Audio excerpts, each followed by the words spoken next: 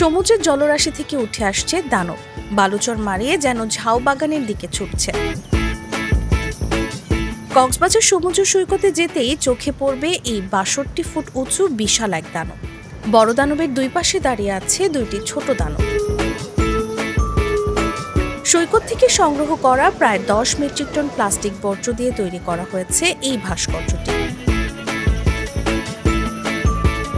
ভ্রমণে আসা পর্যটকদের দূষণ সম্পর্কে সচেতন করতে এই উদ্যোগ নিয়েছে বিদ্যানন্দ ফাউন্ডেশন সংগঠনের একদল তরুণ। প্রতি বছর লাখো লাখো পর্যটক এখানে আসেন এবং তাদের রেখে যাওয়া কিংবা ফেলে দেওয়া প্লাস্টিকে কিন্তু এখানকার সামুদ্রিক জীববৈচিত্র্য এবং জনজীবন কিন্তু এখানে ক্ষতির সম্মুখীন হচ্ছে।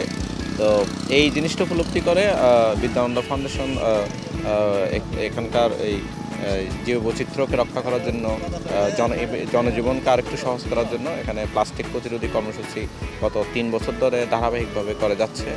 আয়োজকদের দাবি এটি বিশ্বের সর্ববৃহৎ প্লাস্টিক মনস্টার।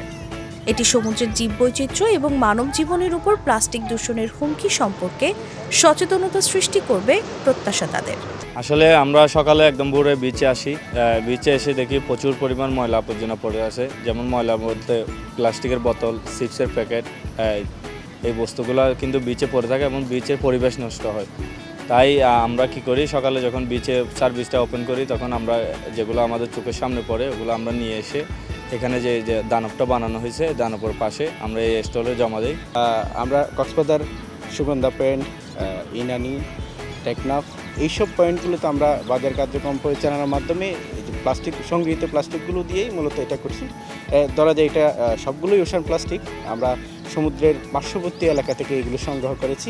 এখানে আপনি দেখতে পাচ্ছেন বিভিন্ন ধরনের প্লাস্টিক আছে, যেমন প্লাস্টিকের বোতল আছে, এছাড়া জেলেদের ব্যবহার করা বিভিন্ন আছে, এছাড়া গৃহস্থলের বিভিন্ন প্লাস্টিক যেগুলো মূলত আমরা ফেলে দিই এবং এগুলো একটা সময় সমুদ্রে চলে যায়। এই ধরনের প্লাস্টিকগুলো মূলত এখানে আছে।